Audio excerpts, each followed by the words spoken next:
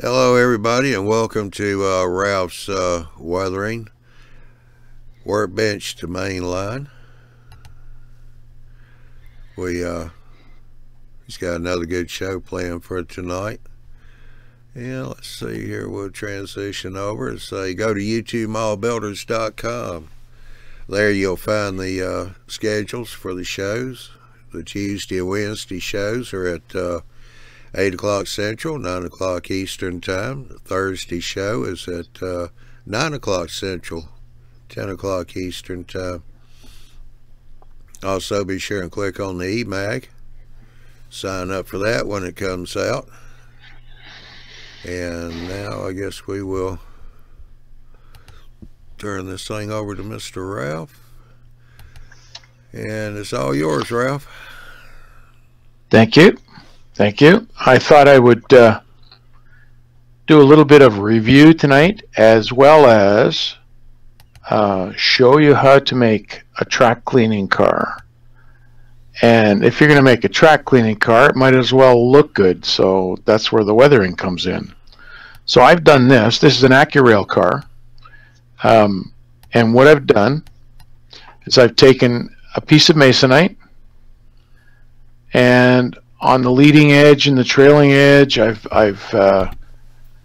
chamfered it a little bit. You can round it with a file or sandpaper if you want. This piece of masonite measures 1 5/8 by 2 7/8. You can make it probably a little bit smaller as long as it covers the rails. And then I use the weights that you can buy at the hobby store to put on top of this. But most importantly, in order to get it to stick or to stay on the car, I took a couple of roofing nails. Now, I drilled through the bottom and countersunk these things. You don't have to do that. You can actually epoxy them to the top part. So the smooth part is the part that is up, and the rough part is the part that's down on the track.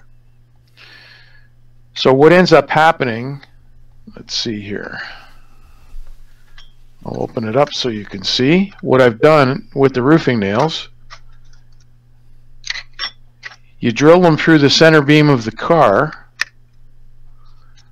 and drill holes in the steel weights here. So I've trimmed the nails off because you don't need the full height of them. All you need is enough to put some heat shrink on the nail itself, and I've done 2 layers of it. So when I pick it up, it doesn't drop off. And the way I measure where it is on the rails is I set this on a flat surface, so I'm allowing the thickness of the flange for this thing to float. So when it goes down on the rails, it'll push up a little bit. So it's basically floating on the rail. Has nothing to do with the car itself, other than the car is attached to the locomotive and it drags it along, and this thing goes up and down with whatever your track is. It follows over turnouts, everything, and you should not have a problem. So what I've done on the top end of it, where the weights are, I painted it with that Rust-Oleum Camo Brown. You can leave it as it is, or you can add a little bit of raw umber just to give it some difference in color on the edges. And if you do your trucks, it'll all sort of match. I haven't done the trucks yet on this. They're still sort of a primer gray. I haven't done the wheels either, but this was a quick thing I was throwing together. And that, to me, in a regular train, when you run it around your layout, will keep the tops of the rails nice and clean. You don't need any fancy chemicals or anything. You can do that, I don't know, if you do a lot of operating, maybe you want to do it once every month or 2 months or something like that with some kind of liquid or whatever you do to clean off your track, and then continue running this. And what it does is it takes any grime and dirt that's on the rail, takes it off. It doesn't gather on the wheels of the cars because you're taking it off. After a while, I don't have my other one here right now, but after a while, you'll see 2 black lines on here from the rails. And in order to clean it off, all you need is a piece of sandpaper and just clean it with the sandpaper. And you're good to go for the next couple of months or 3 or whatever. I run 2 of these things in 2 different trains all the time. Like I say, you can make it a little bit short, a little bit narrower so it doesn't stick out as much past the car.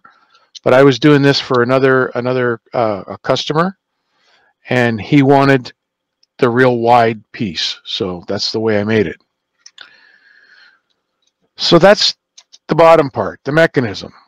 Here's the rail car, and this to me is where sort of the rubber meets the road sort of thing. Where are we going? Why is this gone off? This is not where we had it earlier, John. You were telling me I was so many degrees off. Okay. So this car has been weathered using MIG ammo. You can go ahead and use the process that I mentioned in the first video to start with.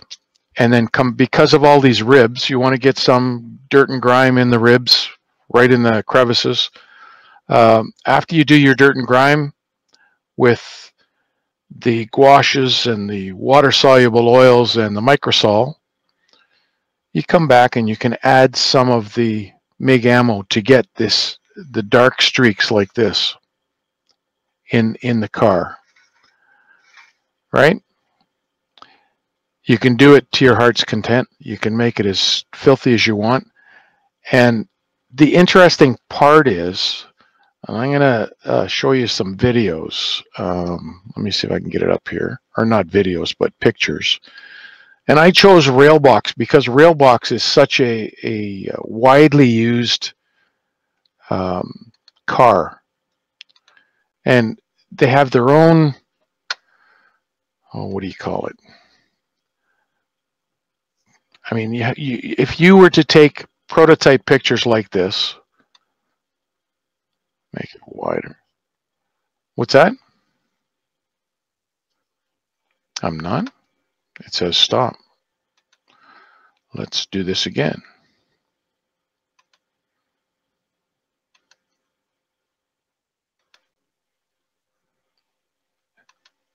Are we good? Is that sharing now?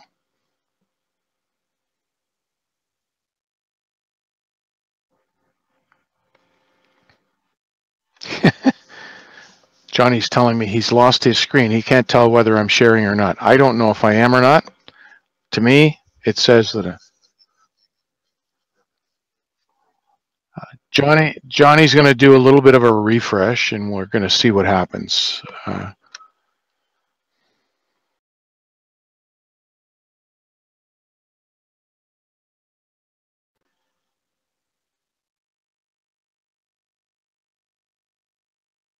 Okay, it's screen sharing. Okay, so all I did was Railbox boxcars. That was my search, and you get all kinds of stuff, including model cars. But a lot of this stuff is the real thing, and you can play to your heart's content with this stuff, and you can make this car look as close to one of these as you want. Or not, like this one, for instance. I mean, I like, personally, I don't like graffiti, but then it seems to be taking over the world. So, with that said, the 2 sponsors that we used to have for the Saturday night show were Dave's Decals, and that's daveart.net, and let's see, Yeah, there's daveart.net, and he has all kinds of graffiti and other things that he sells. And then there's the weathering solutions, and he has where are they? Graffiti and grunge. So now that's not going to come up. Okay. Shop. And when I do a shop, it goes to eBay. He sells a lot of his stuff on eBay. So you have graffiti. And if you don't feel comfortable doing the rust streaks, he also does rust streaks, which I don't find them very realistic, but hey, each to his own. But there's two places where you can contribute to doing this car. So what I've done is I've taken something like this and just basically weathered it. I didn't use a prototype for this one. I should have. But with the railbox, I like the railbox car because it has the vertical ribs, and you can do so much with the weathering when you do it. You can get the dirt and grime in the ribs. If you use the fiberglass pen, which I was saying in one of the episodes, this thing here, you can scratch off some of the wording, which I think I did on the other side. Where was it? There, I started to do it in here. And down in box, I took some of the black out. I've actually seen guys where they've taken, and this would drive me nuts. I mean, I'm detailed enough as it is, but they would take a brush with paint, and they would literally paint the inside of the letters to a brighter yellow so that it looks like the black flaked off. Now, that's one way of doing it. Well, I choose not to do it that way. That's my personal opinion. So with this car, my intention was to, let's see here. There we go. All right. So there's so many different things you can do. I have a brown that I use. It's called Track Brown. It's a life color. It's an acrylic. I use it to do scratching and other things like that. And I use a fine point pen, or a pen, brush. And you can start adding rust spots. This is another thing that takes a lot of time, but the results are worthwhile. And if I do it on the yellow, you'll see it even more. Let's see, where's a good place? Let's say we start over here.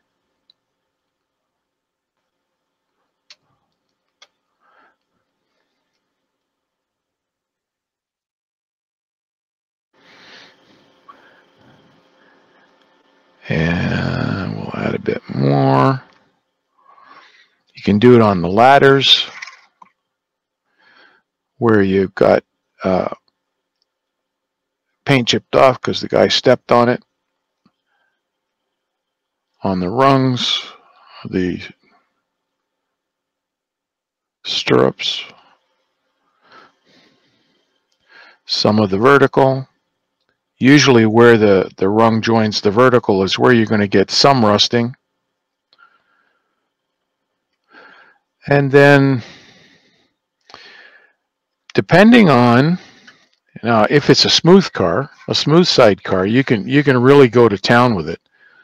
And what I've done is I added these lines here, and what I do is I rest my finger on the side of the car and bring my brush down. So I can do it over here too. Oh, it's too far, it's out of frame. I'll do it there again. Okay, so, and you can do straight lines just by using your finger to guide it along.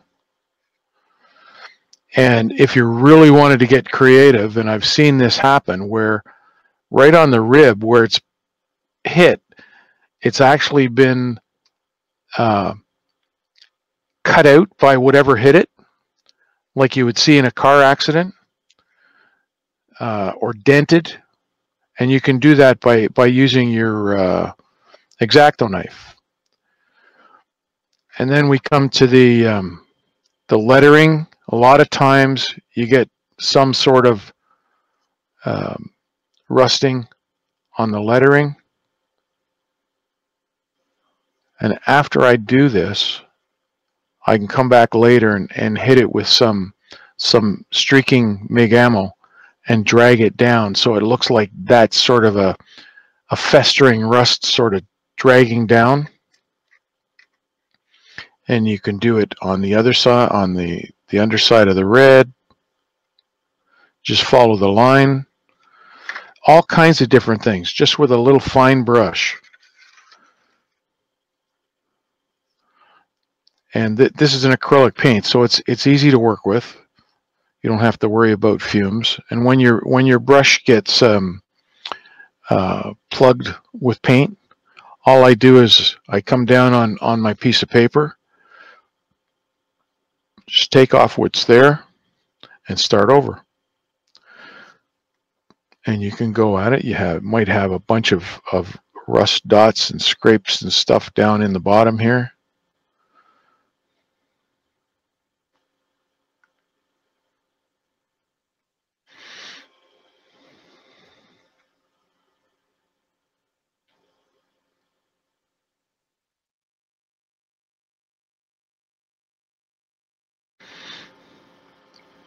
Come up the side of the rib.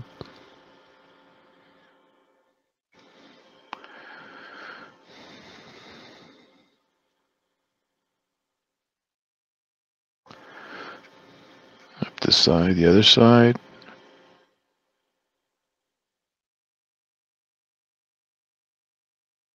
Doesn't have to be pretty, because once you come back at it with the MIG ammo or oil paints, you can use the oil paints as well to do the same thing.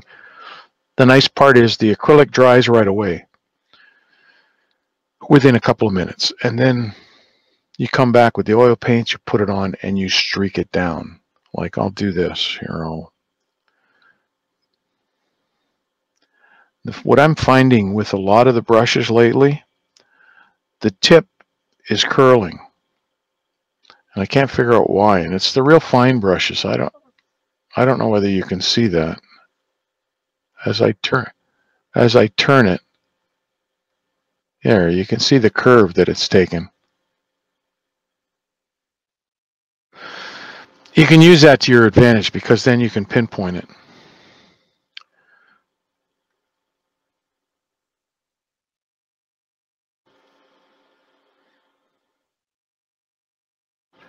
And a lot of times when it comes from hanging around paint shops, the guys, when they put tape on, they have a straight edge razor blade, and what they'll do is they lay the tape down, and then they take a knife edge and rip the tape back up again. But sometimes that knife edge cuts into the paint, and you don't see it for 6 months or whatever, and then it starts to rust, because you've cut the surface of the paint where the lettering is, and you might get some rust coming through.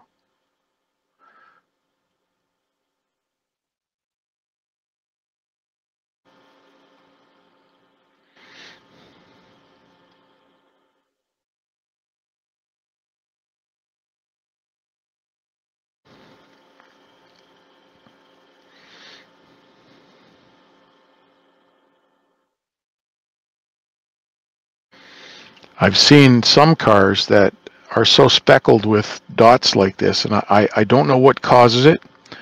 It's probably, and you see it mostly on the cars that carry coiled steel, that have those covers, and the covers end up getting knocked all over the place, and it chips the paint, and of course the chipped paint exposes the metal, and out comes the rust.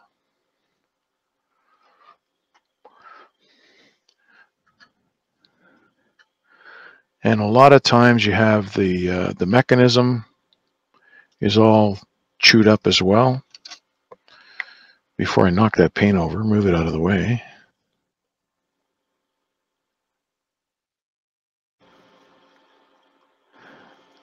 This part of the door is where it gets the worst part, the worst use, the worst abuse, pardon me, because of the constant opening and closing. Yeah, the lever's here, but once the lever releases the latches, then they grab over here and pull it. And sometimes they're using metal hooks. I know I worked at one time at Christmas time down at our post office, loading boxcars with gifts and so on. And the doors of the old boxcars, not this type, the doors actually fit into a U channel. So you had this U channel and the door would come and fit between the U, right? Well, I was pulling the door and I didn't get my hand out in time and it got stuck between the door and the U channel.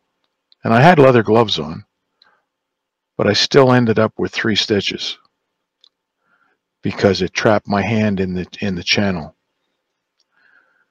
So that was my lesson. And I caught it right in that part of my finger.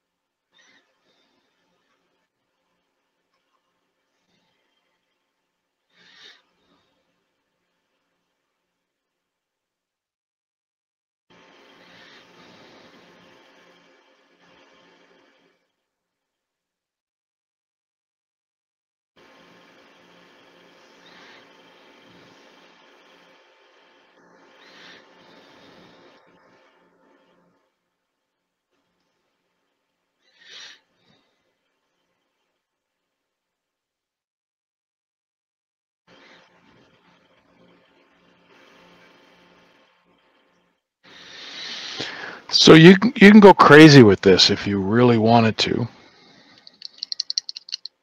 But the best part of this is you're having fun. You're doing what you want to do. And in this case, you're doing a multitask, which is making a rail cleaning car and a weathered boxcar. What better combination? Double duty. Okay, just let that dry for a second. See, for you guys, this is upside down. For me, it's right side up. I don't know why that is. I guess if it was looking over my shoulder, it would be different.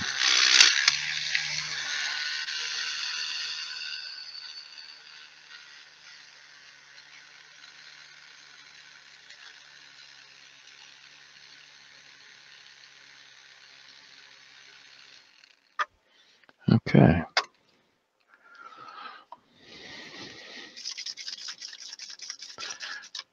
I don't need that brush anymore.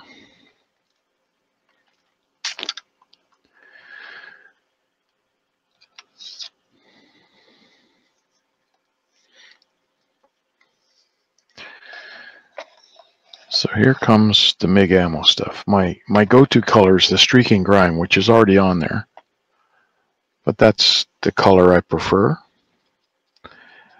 You may find another color works better for you, but that seems to be the color that works best for me. So I'll put a little bit here, a little bit up here.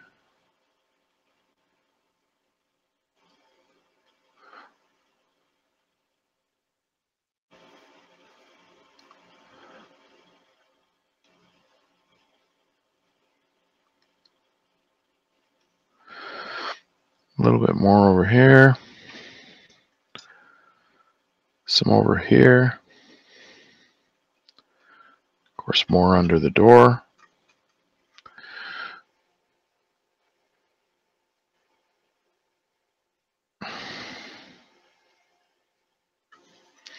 And then on the door.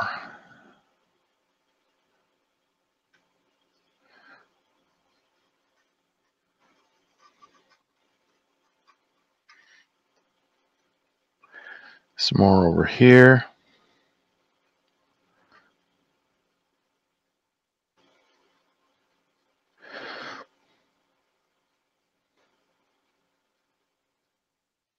And again, this is just, it's not put on in any particular way. It's just because you're going to streak it off anyway.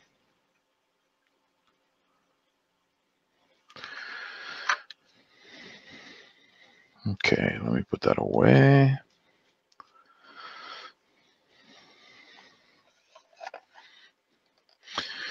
And if I didn't mention it to you before, I'm going to mention it now. Here's the bottles that I use. I made myself this block of wood that I can put them in so that they don't fall over. You can't knock them over unless you knock them both off the table.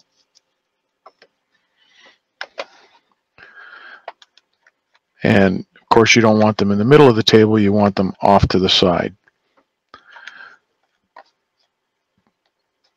And usually that's where they get knocked off the table, is when they're off to the side. Okay, which brush is going to be better for this? We'll go with this. Nope.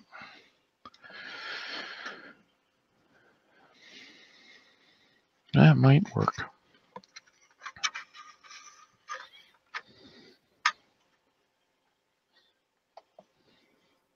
So you dip your brush into the mineral spirits. Where's my paper towel? You blot it and then come back here and start sort of washing it down.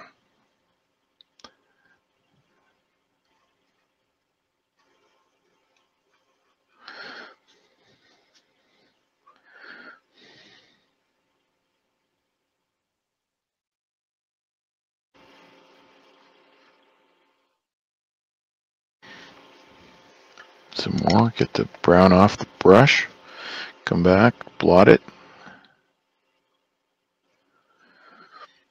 And if you go really quickly, it takes off less. And if you go slow, it'll take off a lot more.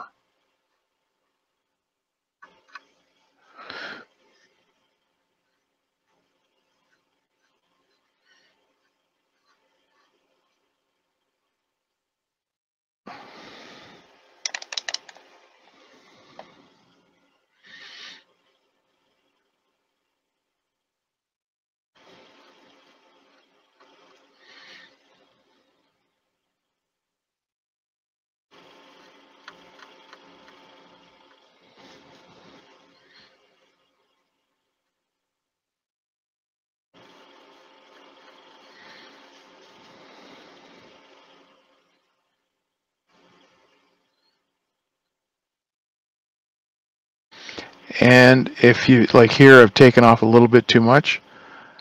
After I finish doing this area, I pick up a lot of stuff on my brush. I can go back and add it over here.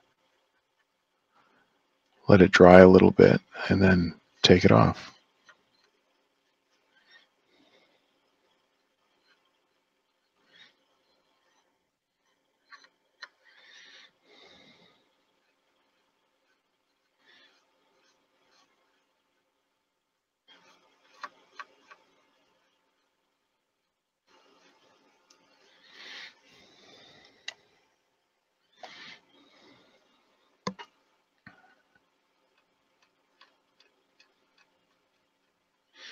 The best part is when you look at rust on a car, it always goes down. And if there's something in the way of your brush going down, start dabbing past it. But start at the top and come down. And like these horizontal ribs now are getting in the way of my brush. And that's okay. Just dab it. And you'll end up continuing the line.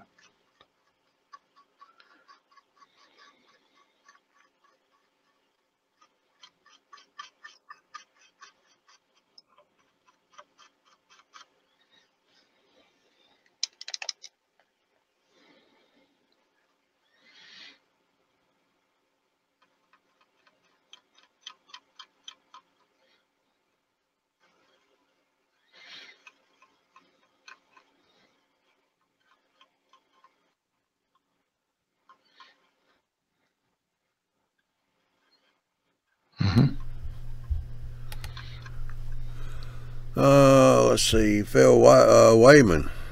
Phil Wyman. Wanted to know, would a wider brush that fits between the ribs work also?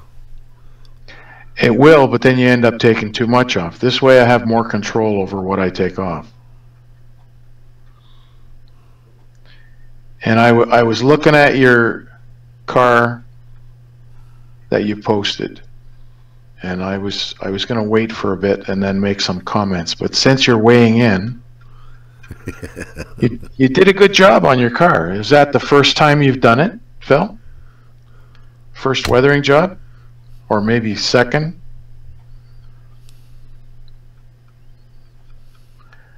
And what did you use to do the streaking around the ribs of the car? Was that powders? Tell me it wasn't pan pastels.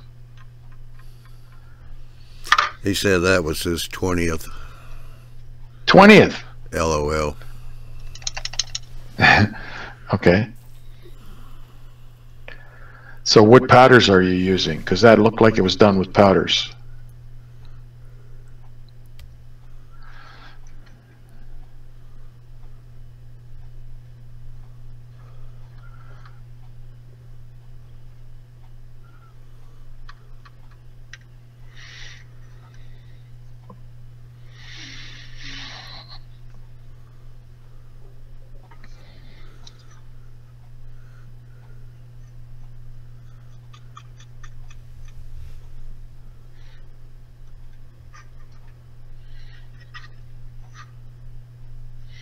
I think that needs some more. He said watercolor pencils and pan pastels.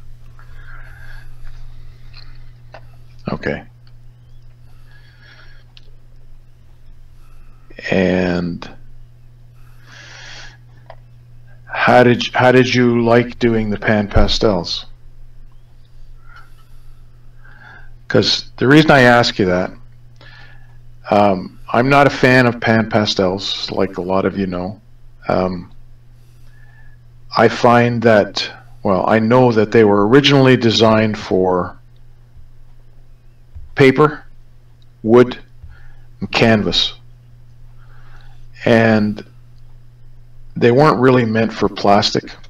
And a lot of people swear by them, and that's fine. I have no problem with people using them, as long as they realize that there are better products out there. And I'm not knocking pan pastels. For what they were designed for, they're excellent. They're great for working on fine scale structures, wood structures, and so on. But I seem to have a problem, and a lot of other people do as well, on plastic.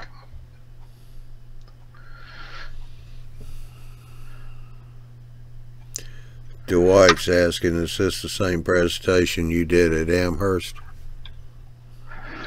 The presentation I did at Amherst was the first show we did in October.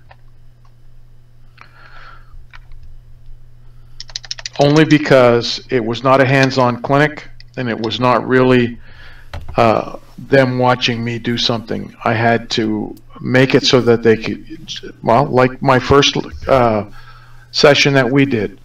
I want you to understand the basics, because the basics are what are going to bring you to this point. And it's so much easier if you understand the basics and how things happen and why. So if I can answer any questions in any format in regarding anything to do with weathering, I will try and help you. Now, you asked if a wider brush could be used. Yeah, you could use a wider brush, but this is a really wide brush. This is my regular wide brush. And yeah, I can use it, but like I said, it's going to take too much off.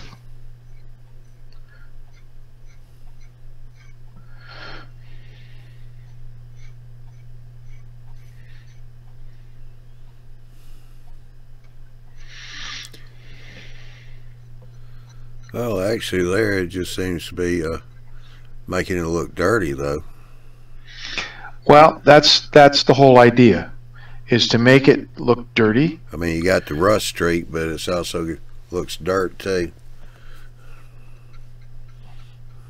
Well, that's where the grime comes in, using the grime process that we did the first night.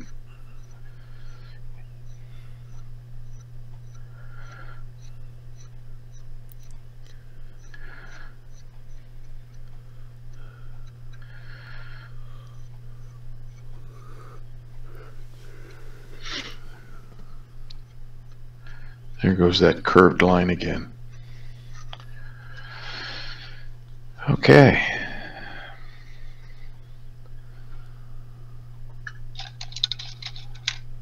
So, I turn it around.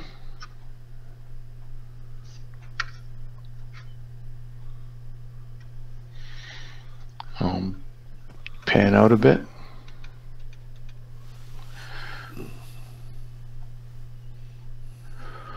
So yeah. you can go ahead. You can see where the added streaks have been, they show up better now. I mean, also they're a little bit wet, so they're going to show up a bit more too. The old trusty fan. Oh, this thing is amazing to have. This little fan. I can stick my finger in the blade, doesn't hurt at all. And the mineral spirits tend to just disappear. There, dry. Yeah, you can see what I mean. See what I mean about the blades. Yeah. Yeah, Phil put in here. Let's see, where'd it go? Oh, I like the light look of weathering with them, but you're not putting them on plastic. You're putting them on paint that's on plastic. Same thing. Yeah, talking about the powders. Okay, so there is, where the heck did I put it now? Yeah, real quick, I want to say hey to Ron Kleiss. He just jumped in, and so did Shane, the Brakeman 17. Good to see y'all here again. Shane, Mr. Mason. All right. I had my weathering powders. They're Bragdon or AIM powders. They're made out of true paint pigment, and once you put these things on, you can't rub them off, but you can wash them off.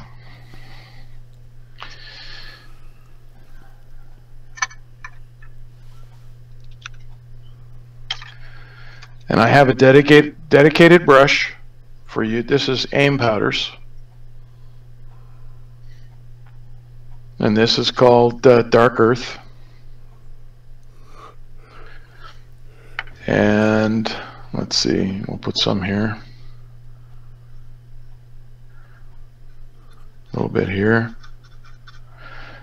And the whole trick to doing this, or any kind of powders, is to scrub them. The only thing that I find with powders is that you don't get the same defined lines as you do with the streaking, the mineral spirits. Now I can run my finger down there and it doesn't come off. Do that to pastels. They come off. There's nothing on my finger. But if I want to, I can come back with a damp cloth.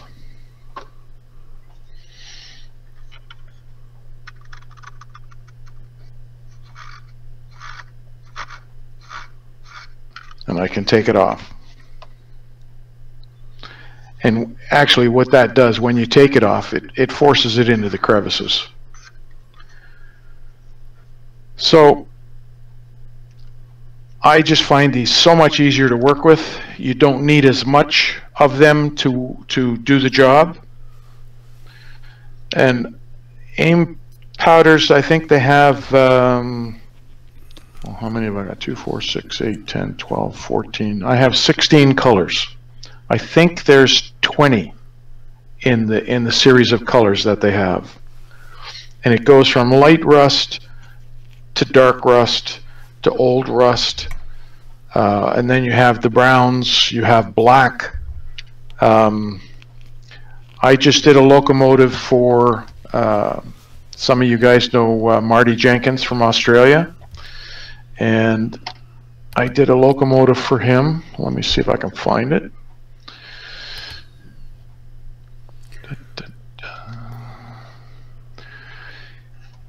It's a small little switcher. I couldn't believe the size of it when it arrived here.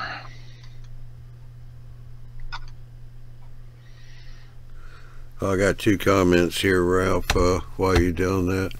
One's Yep. from AJ. How do the AIM Bragdon powders compare to the Doc O'Brien powders from Micro Mart? I don't know about Doc O'Brien. If Doc O'Brien says if they call them paint pigments, they would probably be similar. Whereas the pan pastels are ground up chalk. And we all know chalk from writing on chalkboards and so on, because basically that's all it is. They have a wider variety of colors. I think they have 72 colors in the pan pastels. And don't get me wrong, I have my pan pastels as well. I have them here. I use them for doing structures, like I mentioned, on wood and so on. And if you get the right colors, you can actually complete a whole structure without using paint. And you can use water to help manipulate the pan pastels on structures. But you have to be careful with water, because if it's a wooden structure, it's going to warp the wood. So you have to be careful. So. Then also Buddy Long, will Ralph be weathering the ends of the boxcar?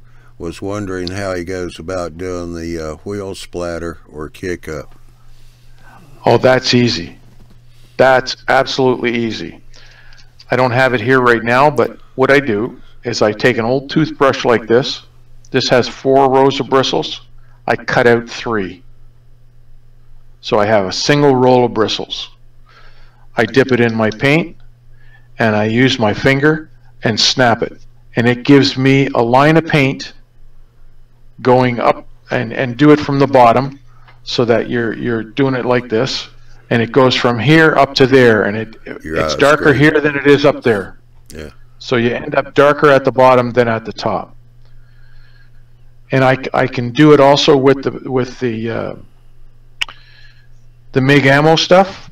I use my brush. I can streak it the same way I've streaked this. So you get it's basically a blended color of wheel spatter. But the toothbrush is great if you really want to do that. And the toothbrush is great for working on the ends of grain cars and tank cars, because you don't have to worry about the curvature or whatever. When you spray it, it's going to go where the wheel would have kicked it up. Okay, I will share the screen again. See if it works. I finally figured out if I'm in full screen, it won't screen share. So this is what I did for Marty Jenkins. Now you can see how small this locomotive is, and they use this thing in Australia for shunting passenger cars around in stations and yards. And the photograph that he gave me of the real thing, it had a water jug on the running board like that. So I made the water jug and put it on there.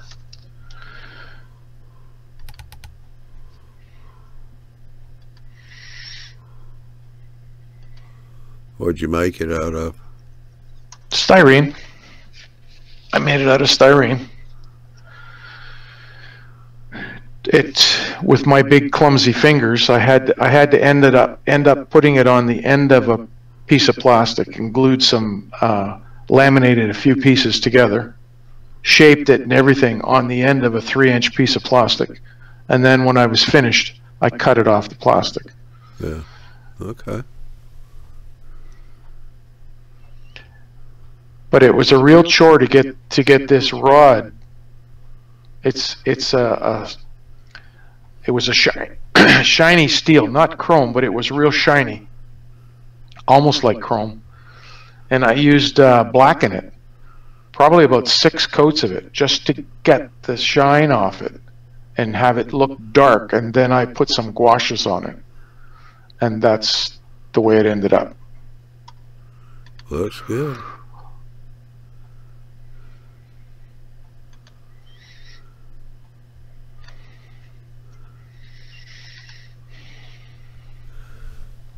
Let's see. Buddy Long said, "Man, that's great. I'll be stealing my wife's toothbrush. Can't wait to try that. Thank you." How much is a toothbrush? A toothbrush that probably couldn't cost more than $1.50. You buy her a new one. Tell her, "Hun, I got you a new one. This one looks kind of ratty."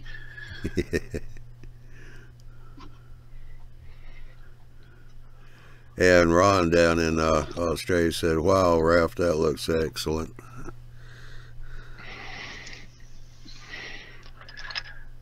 Marty posted that on Model Rail Radio Show website. He said his locomotive made a detour and ended up in Canada. Got a little dirty on the way. Yeah, that's what you got for driving on the wrong side of the tracks. Yep. So with this streaking grime, like I said, it's my go-to. You can achieve almost anything with this stuff.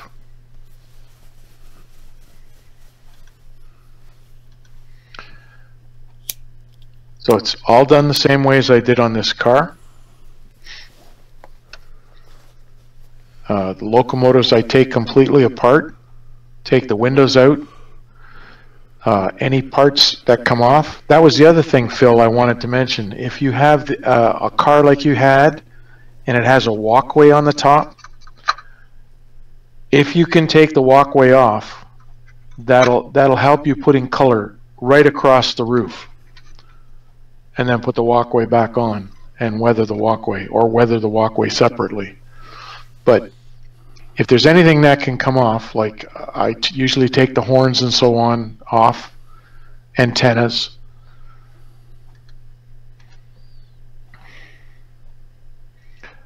But it's all done with the streaking grime. I do the fade first, like I showed you the first week. A little bit of a fade, and then on top of that I add a white mix of, or a white wash that I spray with an airbrush to fade it even more. And in this case, because of the dynamic break in the middle here, you end up with a lot of discoloration in the paint because of the heat. I didn't know you'd gone back to showing that. Let me see if the screen's going to pop back up. I don't know why, but if I come out full screen, I don't have anything. Just the background here. Change the screen around a little bit, Ralph, see if they'll bring it back up so I don't have a black screen. Let me put it on the other screen. There you go, I got it now. You have it now? Yeah. You couldn't have it now. Yeah, I got it. Where'd it go? Of course, everybody hears me talking, but I didn't know you showing Marty's engine again. No, I wasn't. Oh, you wasn't? I was showing mine. Oh. All right. Got you now. Is it up? Yeah. Okay. Yeah. So you go back, you do a little bit of highlights here and there, like add a little bit of extra where the fuel spills are, a little bit of rust where the battery box is.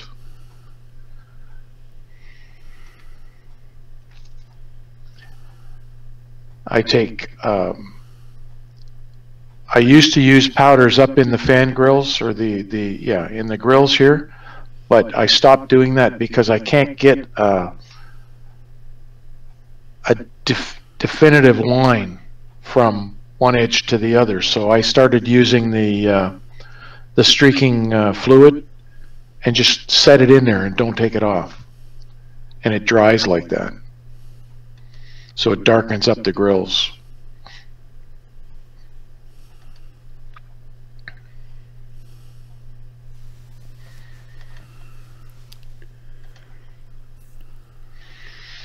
And every once in a while, you see a bearing that's been changed. So they paint the plates that hold it on.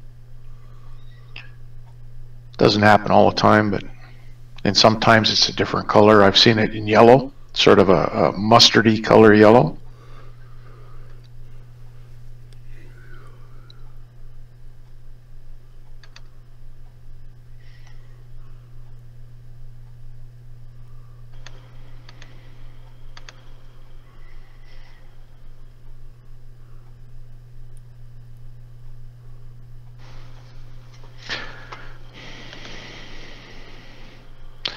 And when you take the photographs outside, or when you take any kind of photographs of your work, you'll actually see where your mistakes are.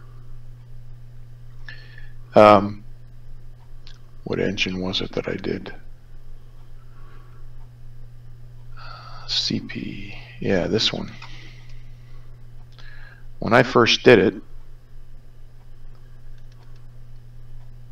I forgot to take the masking off the windows, and I took the picture and I found the windows still masked. So there it is without. On another one, the railings, I did another CP one for a customer, and I put the railings back on after I was done, took the picture, and realized I didn't weather the railings. And you really don't have to put much on the railings. All you need is a brush and some of the gouaches, the watercolor paste. Water it down, just little dabs here and there. Like on this is a white railing. Just dab it on like it's been chipped.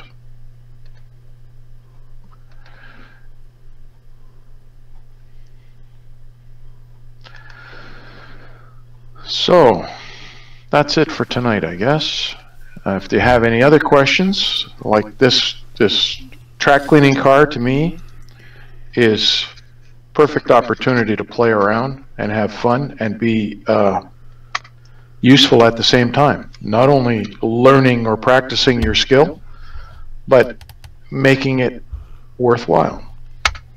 Yeah, Phil commented back when you was asking about taking the walkways off. He said no, they were glued at the factory. That's okay. I still pop them off. Yeah, he said that he couldn't add weight, so I guess the boxcar was just all glued together. He couldn't get inside.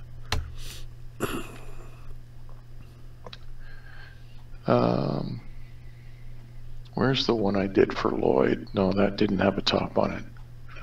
I use my trusty little screwdriver, and I just get underneath the walkway and just pry it. Just turn your screwdriver slightly and just pry it. Sometimes it breaks a pin, sometimes it doesn't. But when you're done, you're going to glue it back on again anyway, and it'll find the same hole. Otherwise, you get a big chunk of paint right on the edge of the walkway.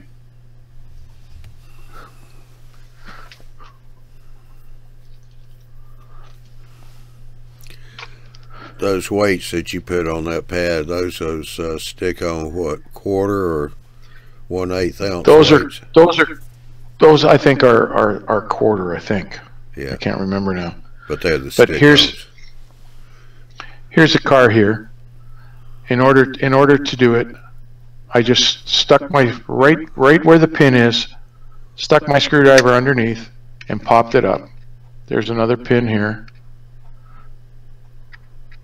Go on either side of it and work it. Comes up.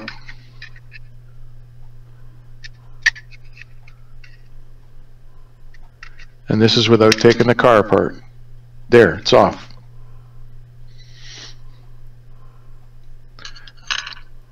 And when you go to put it back on again, it doesn't matter whether the pin's broke or not.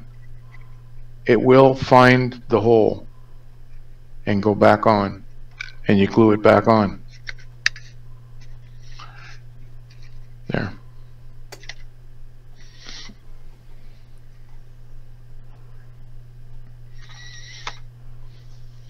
It's just easier to do the job if you can get it off. I mean, if you can't, that's fine. Some of them are molded on. I hate those. I hate the the locomotives that have the walkway molded on, because the idea of doing this is to take your brush down. And if the walkway's in the way, you can only go so far. You can't take it all the way down to the walkway. So you have to end up taking it the other way. And you have to be careful where you take it off the most because of that. And I forget whose locomotive it was. Was it Atlas? I think it was an Atlas, where the walkway didn't come off. It could have been an Athearn. I'm not sure. But if they come off, take them off. Anything that comes off, even the ladders, sometimes you can see that they've been added on. Take them off, because then you don't have to dab between the rungs. You can go straight down and add the ladder back on afterwards. And on this car, because it was AccuRail, these doors even came off, and I thought, well, do I really want to take them off or not? So I glued them in, left them.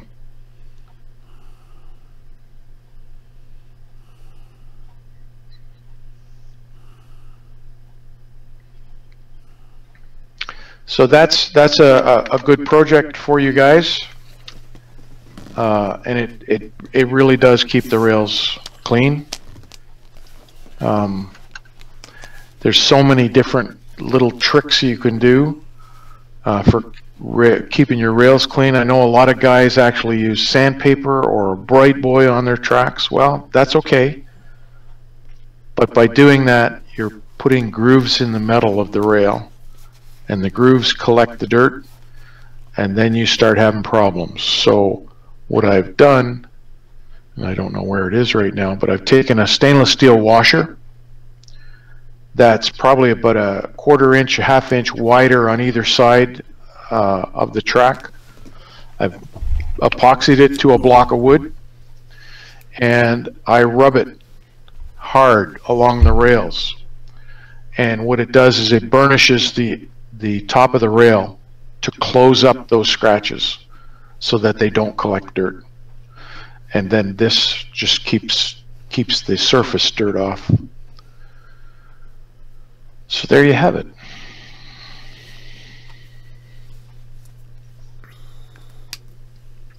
Another one in the can. So I think for next month I'm gonna take a break for next month, and we'll do it the following month. And I'll try and come up with something good. If you have anything in the meantime that I haven't covered and you want to see done or covered or whatever, shoot me a note. Let me know. And we'll cover it in the next show. Yeah, Buddy Long says, let me check here. Yeah, okay, my mic's still on. Buddy Long said, thanks so much for providing us with the great techniques and information in weathering. I also look forward to seeing these videos. Hope there are more to come in the future. So, yeah, we try to keep things moving here, buddy. Yeah. AJ said weathering MOW equipment like cranes, rotary snow plows.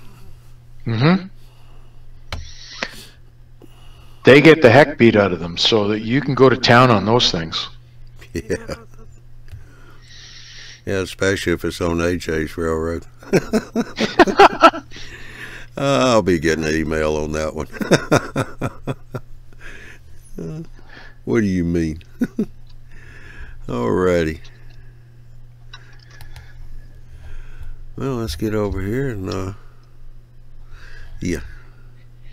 I appreciate the show, Ralph. That was a good one. Ray found that very interesting. Once they go to YouTube Mall Builders, there you can check the schedules for the Tuesday, Wednesday shows. Those are at 8 o'clock Central, 9 o'clock Eastern time. The Thursday show is also, let's see, 9 o'clock Central, 10 o'clock Eastern time. And be sure to click on the e-mag and sign up for an email notification, so when it comes out, you'll be notified about that, be able to download it.